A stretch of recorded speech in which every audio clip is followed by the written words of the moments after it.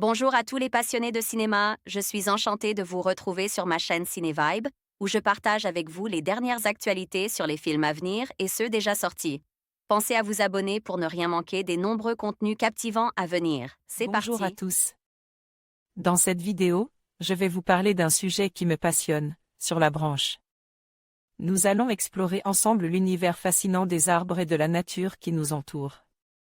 Je partagerai des anecdotes, des conseils pratiques et des réflexions sur l'importance de préserver notre environnement. Restez avec moi pour découvrir comment chaque branche peut nous raconter une histoire et nous connecter à notre planète. C'est parti!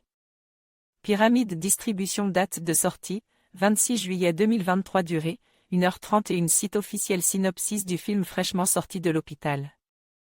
Psychiatrique, Mimi, proche de la trentaine, se présente dans un cabinet d'avocats, espérant décrocher un emploi.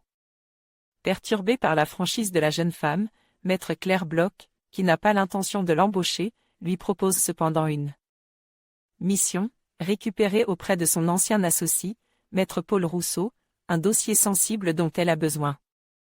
Alors que Mimi s'exécutait, elle fait la connaissance de cet avocat odieux et déprime, mais aussi de Christophe, un étrange prisonnier breton, comme elle, qui se prétend innocent et dont le cas va devenir une obsession. Pyramide film Marie Garel Weiss, dont le premier La fête est finie, reçut un bel accueil, et fut suivi du téléfilm Qu'est-ce qu'on va faire de Jacques? Diffuse sur Arte, nous revient avec Sur la branche, une comédie dramatique qui met en scène un duo de personnages à la marge. D'un côté il y a Mimi, jeune femme au regard pénétrant, fragile mais volontaire face à un monde qui engendre chez elle des réactions et émotions vives. De l'autre il y a Paul, avocat isole, entre mal-être et persécution par certains de ses clients, reclus chez lui jusqu'à ce que débarque Mimi. Les deux premières scènes avec Mimi semblent d'ailleurs caractéristiques de son état. Attentive aux autres et consciente des risques face au monde, lorsqu'un patient a mis sur le point de sortir de l'hôpital avant elle lui confie qu'il a envie de planter un couteau à pain dans la tête de sa mère, elle est aussi obsessionnelle et butée lorsqu'elle a un objectif, incapable de comprendre l'indécision chez les autres, et refusant de déceler des signes de rejet.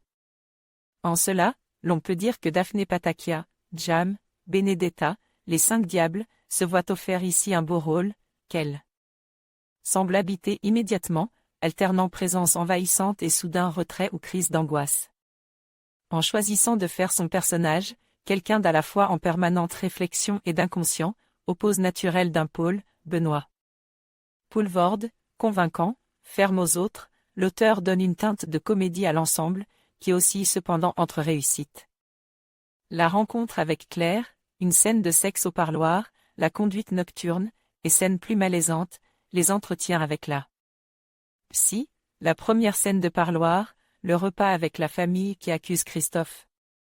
S'éloignant certes des repères usuels sur la psychiatrie, Marie Garel Weiss se dispense aussi malheureusement de réalisme, lorsque Mimi se retrouve enfermée seule dans le cabinet d'avocat, ou lorsqu'elle retourne seule au parloir, alors qu'on sait pourquoi Paul n'est pas elle à ce moment-là.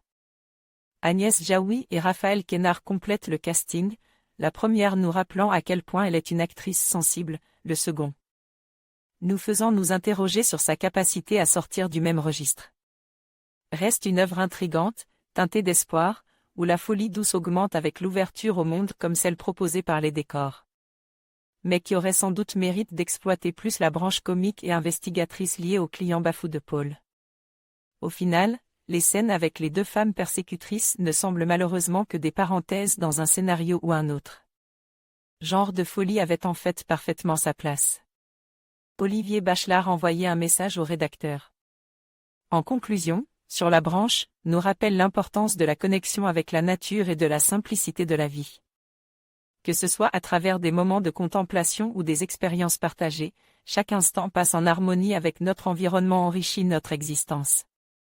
Prenons le temps d'apprécier ces petites choses qui nous entourent et de nous reconnecter avec ce qui nous entoure. Merci de nous avoir rejoints dans cette exploration, et n'oubliez pas de vous abonner pour plus de réflexions inspirantes.